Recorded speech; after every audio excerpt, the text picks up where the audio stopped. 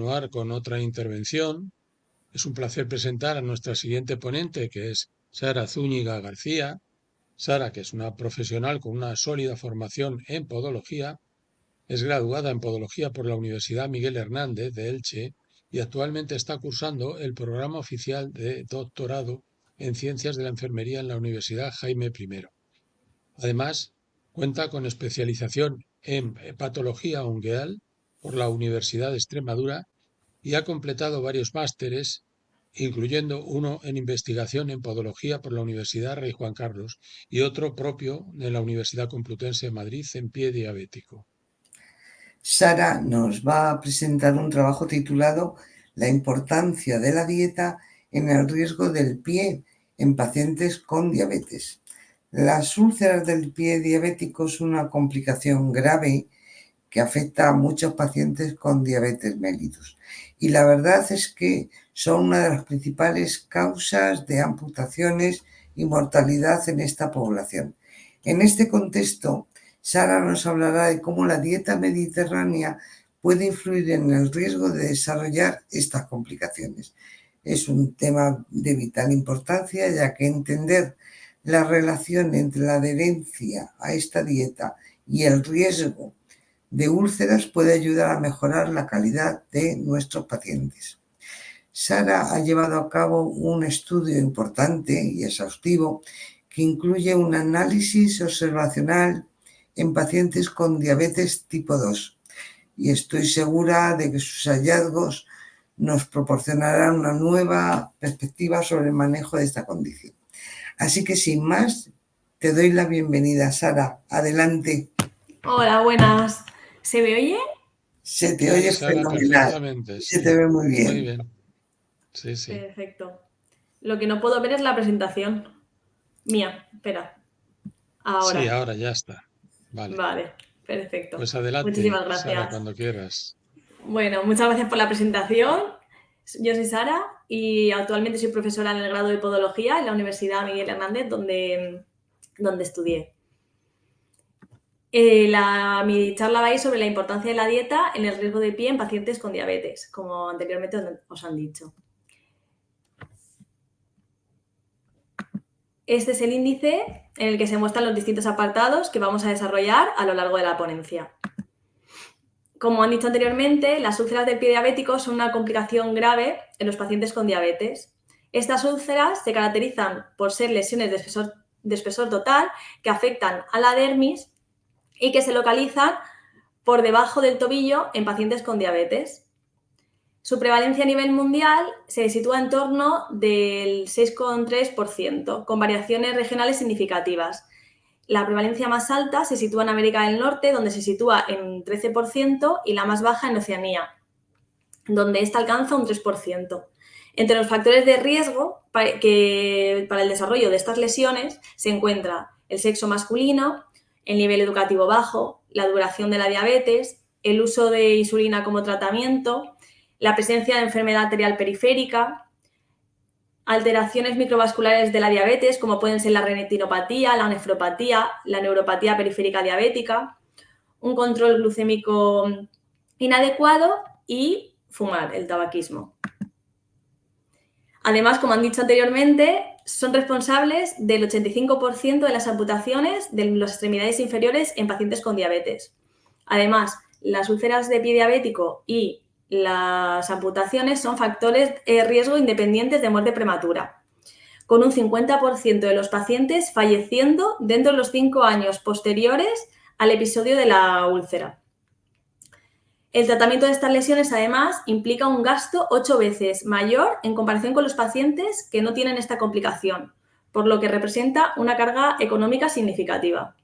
Además, son la principal causa de discapacidad en personas con diabetes, lo que lleva a una pérdida de productividad y a una notable disminución de la calidad de vida, factores que contribuyen a que estos pacientes presenten una alta prevalencia de depresión. La dieta mediterránea fue originada en la palabra diaita, que significa modo de vida, y fue definida en los años 1960 por Angel Claes. En 2010, esta dieta fue declarada Patrimonio Cultural Inmaterial de la Humanidad por la UNESCO para países como España, Grecia, Italia, Marruecos. Posteriormente, en 2013, se amplió a otros 3 países, incluyendo Portugal, Croacia y Chipre. Esta dieta, como sabéis, se basa en consumo de productos tradicionales, verduras, legumbres, frutos secos, frutas frescas, cereales no refinados y aceite de oliva. Además, incluye un consumo moderado de carnes de ave, pescados, productos lácteos y vino, y un consumo limitado de carnes rojas y productos dulces. Este patrón se ha demostrado que tiene importantes beneficios para la salud, ya que reduce el riesgo de enfermedades cardiovasculares, el riesgo de diabetes tipo 2 y ciertos tipos de cáncer, entre otras cosas. Por lo tanto, el objetivo de este estudio fue analizar la relación que había entre la adherencia a esta dieta y el nivel de riesgo de úlcera de pie diabético en los pacientes con diabetes tipo 2. Se trata de un estudio observacional que se llevó a cabo en la consulta de atención primaria del Centro de Salud de Alicante y en la consulta de endocrinología del Hospital General Universitario Dr. Balmis de Alicante, entre los meses de diciembre de 2020 a julio de 2023. Los criterios de inclusión del estudio fueron personas que habían sido diagnosticadas con diabetes mellitus tipo 2 al menos durante 5 años antes, que entendieran perfectamente el castellano, ya que tenían que cumplimentar un cuestionario que estaba en ese idioma, y que fueran mayores de edad, es decir, que tuvieran más de 18 años y que firmaran el consentimiento informado. Respecto a los criterios de exclusión, fueron que tuvieran una perspectiva de vida inferior a 6 meses, que presentaran amputación de ambos pies, que tuvieran una neuropatía con una etiología diferente a la diabética, que no presentaran una analítica sanguínea de control en los últimos 6 meses y que tuvieran alguna enfermedad mental o alteración cognitiva que les impidiera o les dificultase completar el cuestionario de adherencia a la dieta. El tipo de muestreo que se empleó en el estudio fue consecutivo y en él se incluyeron variables sociodemográficas como, por ejemplo, la edad, el sexo, la nacionalidad, el estado civil, el nivel educativo que presentaban los pacientes. Se clasificaron según el índice de masa corporal, siguiendo la clasificación de la Organización Mundial de la Salud, en normopeso, cuando el índice de masa corporal estaba entre 18,5 y 24,9, sobrepeso cuando estaba entre 25 y 29,9 y obesidad cuando era igual o mayor a 30. Además, también se registraron variables relacionadas con la diabetes tipo 2, como por ejemplo la duración, los años de evolución de la diabetes, la edad en la que había sido diagnosticada, el tratamiento que se llevaba a cabo de la enfermedad. Se evaluó también el control glucémico registrando los niveles de hemoglobina glicosilada en una analítica que tendría que ser dentro de los 6 meses previos a la inclusión del paciente en el estudio, y también se documentaron las comorbilidades asociadas a esta patología. También se registraron los hábitos de tabaquismo, que se clasificaron en fumador, exfumador y no fumador, y se registraron los años de consumo y el tiempo que hacía desde que habían dejado de fumar, en el caso de que fueran exfumadores. También se registró la actividad física que realizaban, el tipo y la frecuencia semanal, y se consideró que una persona era activa cuando realizaba más de 120 minutos de ejercicio a la semana. La pérdida de sensibilidad protectora se valoró mediante el monofilamento de Semmes-Weinstein de 10 gramos, como se ilustra en la imagen, en las 12 áreas anatómicas que se señalan. A nivel dorsal, a nivel de la matriz, en el primer espacio interdigital y a nivel del quinto metatarsiano. Y a nivel plantar, en el primer, tercer y quinto pulpejo, primer, tercer y quinta cabeza, arco interno y arco externo, y a nivel del talón. La evaluación se realizó con los ojos del paciente cerrados y de manera aleatoria. Y además se intentó evitar aplicar el monofilamento en áreas donde hubieran úlceras, hiperkeratosis, cicatrices o tejido necrótico que dificultara detectar el instrumento. Consideramos que un paciente presentaba pérdida de la sensibilidad protectora cuando no podía detectar el estímulo en al menos 4 áreas anatómicas de las 12 en uno de los 2 pies. En cuanto a la exploración vascular, se evaluó la palpación de pulsos y la determinación del índice tobillo-brazo. La palpación de pulsos se realizó, como veis en las imágenes, a nivel del pulso pedio y al nivel del tibial posterior. El pulso pedio se valoró en el dorso del pie, a nivel lateral del tendón extensor largo del primer dedo, entre la segunda y la tercera cuña, y el tibial posterior por detrás y debajo del maleolo medial o interno. Los pulsos se clasificaron como presentes o ausentes. Y en los pacientes en los que no pudieron ser evaluados los pulsos debido a que presentaran un edema significativo en las extremidades inferiores o amputaciones que impedían la palpación, se consideraron como ausentes.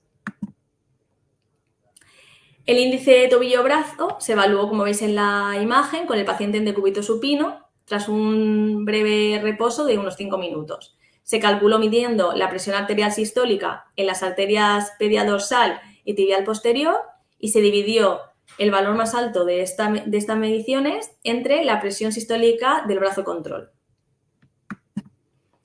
Se consideró que un paciente presentaba enfermedad arterial periférica cuando el índice tobillo-brazo era inferior a 0,9 o ambos pulsos estaban ausentes en uno de los 2 pies. También se registraron las deformidades que presentaban los pies de los pacientes, así como la asistencia regular de los pacientes al podólogo y la frecuencia de visitas al mismo. Finalmente, los pacientes se clasificaron según la estratificación del riesgo de úlcera de pie diabético de la International Working Group of Diabetic Foot, que se basa en 4 categorías. La categoría 0, que es que presenta un riesgo muy bajo, es cuando el paciente no presentaba ni pérdida de la sensibilidad protectora ni presencia de enfermedad arterial periférica. La categoría 1 es que el paciente presentaba bajo riesgo de ulceración y en este caso era cuando los pacientes presentaban o pérdida de la sensibilidad protectora o enfermedad arterial periférica. En la categoría del grado 2 era que le tenían un riesgo moderado de ulceración y era cuando el paciente presentaba pérdida de la sensibilidad protectora junto a enfermedad arterial periférica o una de las dos, pero también presentaba deformidades a nivel del pie. Y finalmente presentaba un riesgo 3, un riesgo alto de ulceración, cuando presentaba o pérdida de la sensibilidad protectora o enfermedad arterial periférica, pero también tuviera una de estas premisas. Úlcera previa, amputación a nivel del miembro inferior o enfermedad renal en la etapa terminal.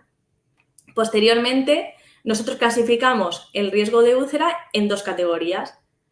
Los pacientes sin riesgo de úlcera de pie diabético fueron aquellos que habían sido clasificados con el grado 0 y pacientes que presentaban algún riesgo de desarrollar úlcera de pie diabético, que fueron aquellos clasificados como 1, 2 y 3. Por último, la adherencia a la dieta mediterránea se evaluó mediante el cuestionario de adherencia a la dieta mediterránea MEDAS14, que había sido utilizado en anteriores estudios, como por ejemplo el Predimed. Este cuestionario estaba compuesto de 14 ítems y permiten analizar la frecuencia de consumo de componentes clave de esta dieta, como pueden ser el aceite de oliva, los frutos secos, las verduras, las frutas, el pescado, las legumbres, así como la cantidad recomendada diaria o semanal. Se asigna un punto a cada componente cuando se cumple con el objetivo del patrón de la dieta y la puntuación final se determina sumando los puntos de los 14 ítems del cuestionario. Se consideró que un paciente presentaba adherencia a la dieta cuando obtenía una puntuación en este cuestionario mayor a 7 puntos, mayor o igual. Aquí podéis ver cómo se compone el cuestionario MEDAS14. Los 14 ítems, por si le queréis echar un ojo. En cuanto al análisis estadístico, se empleó la versión 29 del SPSS, se realizaron diferentes tipos de análisis en función de cada tipo de variable y finalmente se realizó una regresión logística para identificar los factores asociados al riesgo de úlcera de pie diabético. Y siempre se consideró significación estadística cuando la p-valor era inferior a 0,05. En cuanto a los resultados de nuestro estudio, pues la muestra estuvo compuesta de 174 pacientes con diabetes tipo 2.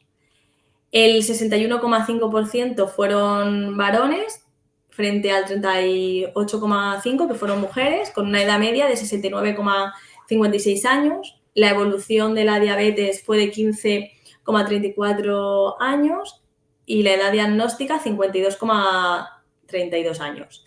En cuanto al índice de masa corporal, el 43,1% de los pacientes presentó obesidad, es decir, presentaba un índice de masa corporal igual o mayor a 30. El 55,1% no tenía estudios o solo había terminado la educación primaria. El 37,9% de los pacientes era sedentario y el 67,8% fumaba o había fumado previamente. En cuanto a las características a nivel del pie, el 63,5% presentó deformidades a nivel del pie, el 32,8% presentaba pérdida de la sensibilidad protectora, el 44,8% de los pacientes presentaba enfermedad arterial periférica y el 47,1% de los pacientes presentaba algún riesgo de úlcera de pie diabético. Ahí pone grado 0, 1, 2 y 3, pero no, es 1, 2 y 3, sin el 0. Y respecto a la dieta mediterránea, el 40,2% de los pacientes mostró buena adherencia a la dieta mediterránea con una puntuación en el cuestionario de 7,05. La edad avanzada, el bajo nivel educativo, un estilo de vida sedentario, una mayor duración de la enfermedad, de la diabetes, el diagnóstico a edades más tempranas y un elevado nivel de hemoglobina glicosilada se asociaron con un mayor riesgo de desarrollo de úlcera de pie diabético. Asimismo, las visitas regulares al podólogo y el tratamiento de la diabetes con insulina también se asociaron con un mayor riesgo de estas lesiones. Además, los resultados de este estudio mostraron una relación significativa entre la adherencia a la dieta mediterránea y el riesgo de desarrollar úlceras de pie diabético. Los pacientes que no cumplían con esta dieta mostraron un riesgo considerablemente mayor de desarrollar estas úlceras, mientras que aquellos sin riesgo de úlceras obtuvieron puntuaciones más elevadas en el cuestionario de adherencia a la dieta mediterránea y, por lo tanto, una mejor adherencia. Al evaluar la relación entre el riesgo de úlcera de pie diabético y los componentes específicos del cuestionario MEDAS, se encontró que los pacientes que consumían frutos secos al menos 3 veces a la semana, así como aquellos que incluían sofrito en su dieta al menos 2 veces por semana, entendiendo el sofrito como una salsa de tomate, ajo, cebolla o puerro preparada a fuego lento con aceite de oliva, presentaron un menor riesgo de desarrollar estas lesiones. Finalmente, el análisis multivariante indicó que una menor actividad física, un tratamiento podológico regular y una mayor duración de la diabetes tipo 2 se relacionaron significativamente con el riesgo de desarrollar úlceras de pie diabético. En cuanto a la discusión de nuestros resultados, la actividad física se asoció inversamente con el riesgo de úlcera de pie diabético, lo que indica que los pacientes con un estilo de vida sedentario tenían mayor riesgo de desarrollar estas lesiones en comparación con los que eran físicamente activos. Este hallazgo vimos que era consistente con resultados de una revisión sistemática que demostraba que realizar ejercicio físico como tratamiento del pie diabético mejoraba tanto la conductividad, la velocidad de conductividad nerviosa, la sensibilidad cutánea, la densidad de las fibras nerviosas, retrasaba la progresión de la neuropatía diabética periférica y prevenía el daño cutáneo. Vimos también una relación directa entre la frecuencia de visitas al podólogo y el riesgo de desarrollar úlceras de pie diabético. Esto nos sugería la necesidad de una atención especializada más frecuente para los pacientes que padecen complicaciones relacionadas con el pie diabético con el fin de detectar y prevenir estas complicaciones. Además, una revisión sistemática identificó la duración de la diabetes mellitus como uno de los principales predictores de úlceras de pie diabético. Los pacientes que consumían frutos secos al menos 3 veces por semana mostraron un menor riesgo de desarrollo de úlceras de pie diabético. Esto podía explicarse por varios factores. Uno de ellos era que el consumo de nueces y semillas está inversamente relacionado con niveles de marcadores inflamatorios, como por ejemplo la PCR, la interleucina 6 o el fibrinógeno, que están muy relacionados con la fisiopatología de la enfermedad arterial periférica y la neuropatía diabética periférica. Además, varios estudios llevados en ratas diabéticas demostraron que un componente llamado resveratrol, que es un compuesto fenólico que está presente en los frutos secos, presenta un efecto neuroprotector contra la neuropatía diabética periférica. Y además, la presencia de micronutrientes como por ejemplo el magnesio y el selenio, que están presentes en estos frutos secos, tienen un papel importante en la prevención de estas úlceras, ya que se ha demostrado en diversos estudios que niveles bajos de estos nutrientes son factores de riesgo para el desarrollo de estas lesiones. Además, los pacientes que incluían sofrito en su dieta, al menos 2 veces por semana, vimos que mostraban un menor riesgo de desarrollo de úlceras de pie diabético, y esto podría deberse a la presencia de diversos nutrientes que tienen los ingredientes del sofrito, como por ejemplo el ajo y la cebolla, que son ricos en vitamina C, o el aceite de oliva, que es rico en vitamina E, ya que vimos que un metaanálisis revelaba que una deficiencia de estas vitaminas en pacientes con este tipo de úlceras, que sugería que estas vitaminas podían contribuir a la aparición de estas lesiones. Este estudio presenta una serie de limitaciones. La primera es que se usó un estudio, un tipo de muestreo no probabilístico, ya que el muestreo fue consecutivo y esto podía afectar a la generalización de los resultados. Además, el cuestionario era rellenado por los propios pacientes, lo que puede contribuir a una posibilidad de sesgo de recuerdo, ya que fueron evaluados retrospectivamente su consumo de alimentos. Además, hay que tener en cuenta la estacionalidad de los alimentos, ya que es un factor que puede haber influido en patrones de consumo, y además, al tratarse de un estudio transversal, no es posible establecer relaciones causa-efecto. Además, no se evaluaron si los hábitos dietéticos eran un consumo cotidiano o si había sido resultado de un cambio reciente en su alimentación. Por lo tanto, se requieren estudios prospectivos adicionales para investigar más a fondo nuestra hipótesis de estudio. Finalmente, las conclusiones de nuestro estudio indican que promover el consumo regular de frutos secos y sofrito en la dieta en los pacientes con diabetes tipo 2 puede ser clave para reducir el riesgo de úlceras de pie diabético, que es crucial tener en cuenta además otros factores del estilo de vida, como por ejemplo la actividad física, en la prevención de estas complicaciones diabéticas, y finalmente que adoptar una dieta saludable y equilibrada que incluya estos alimentos ricos en nutrientes podría ser una estrategia efectiva para prevenir complicaciones asociadas con la diabetes tipo 2. En este código QR podéis acceder a la bibliografía que hemos utilizado para realizar este trabajo y que nada, muchísimas gracias por vuestra atención y ha sido un placer.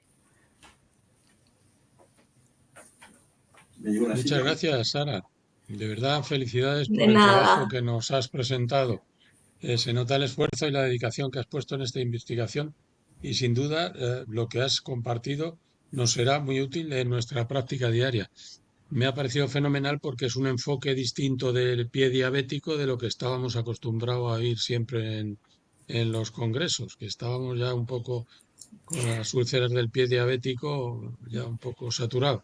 Y sin embargo, este enfoque me ha parecido fenomenal, vamos. Me gustaría Muchas hacerte una gracias. pregunta.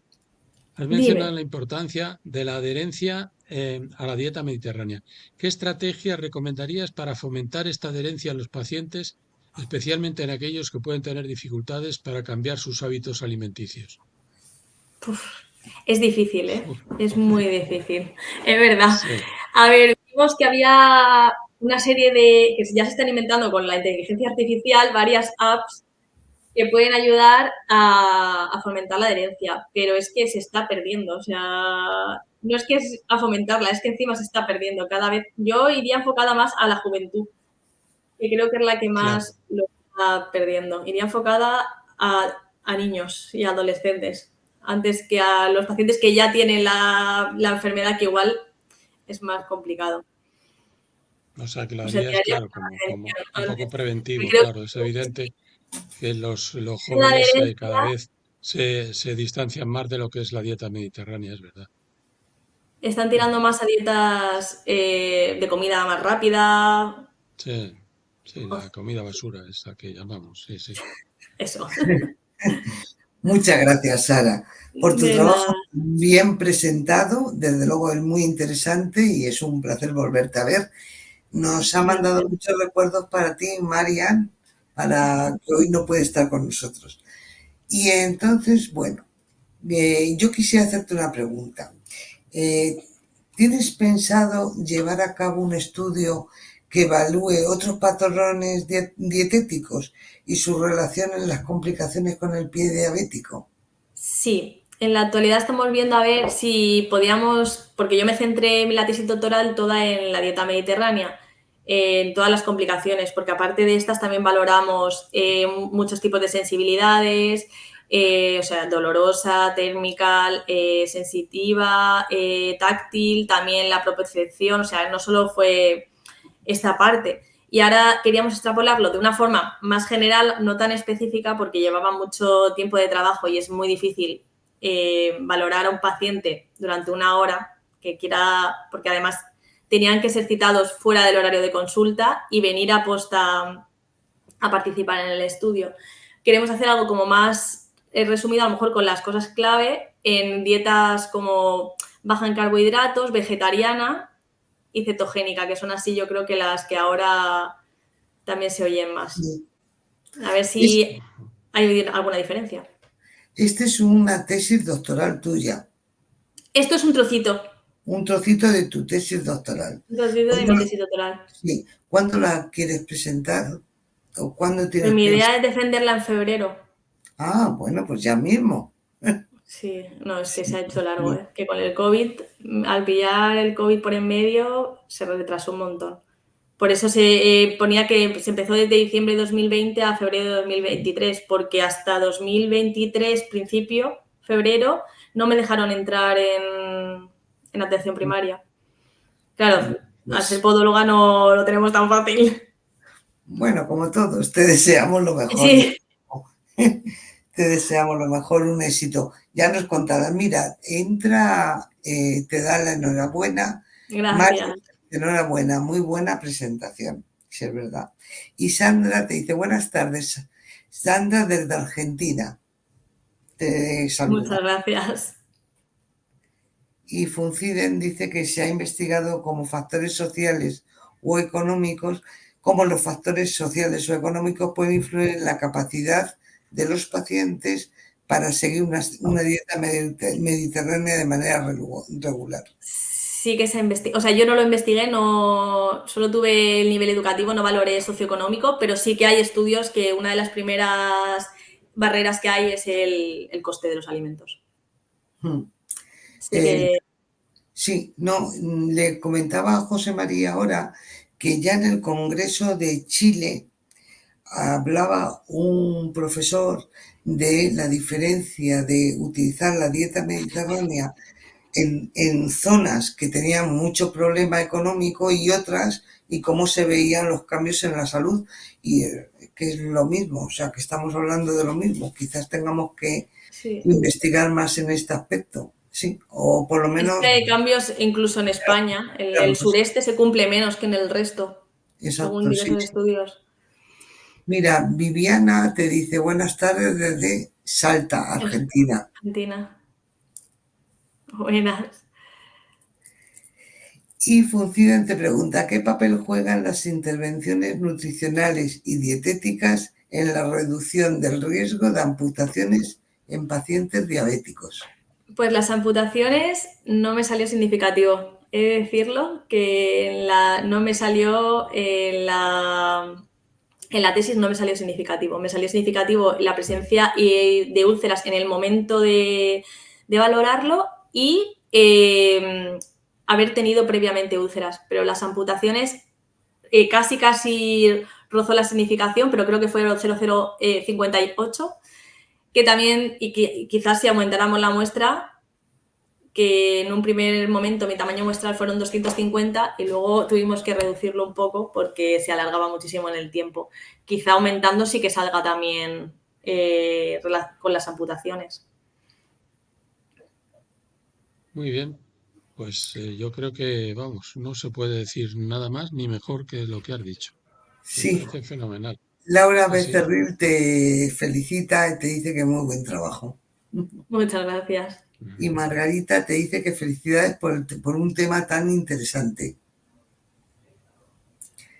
Margarita Calderón dice, yo quiero conocer todos tus resultados. Felicidades. Pues Pues espero que en febrero. en contacto contigo por el chat. Muy bien. Te felicitan. Pues nada más, yo creo que muchas gracias nuevamente por compartir esta investigación con nosotros y esperamos desde luego si en febrero que tendrás el éxito que me imagino en tu resultado del doctorado, en la tesis, pues que nos puedes ampliar un poco más si quieres en el próximo de marzo, que ya lo tenemos Vale. publicado. O sea que si quieres podemos contar contigo de nuevo, porque es Venga, la verdad que es aún una me queda alguna maravilla. parte. Pues Muchísimas sí, gracias. Pues contactaremos estaremos contigo. encantados. Muy Muchísimas bien, gracias. Sí, pues un abrazo fuerte, Igualmente. Sara. Igualmente, Vale, muchísimas gracias. muchas a ti gracias a muchas todos por gracias. vuestra participación y por este buen ambiente y la comunidad que hemos creado. Mañana va a ser el último día del Congreso, así que no os lo perdáis. Que Bueno, pues tengáis hemos un buen día llegado al y final nos vemos de esta mañana. jornada. Quiero daros las gracias a todos por vuestra participación, que ha sido fenomenal, por vuestros comentarios y sobre todo por el ambiente, como dice Asun, que hemos estado muy a gusto, la verdad. Mañana será el último día del Congreso y os recordamos una vez más que en la plataforma controléis vuestros ítems para ver si habíais cumplimentado todos los requisitos que se necesitan para la obtención de los certificados, que no se os olvide. Y nada más, cuidaros mucho, que tengáis buen día y nos vemos. Hasta mañana. Un abrazo. Hasta mañana. Adiós. Adiós.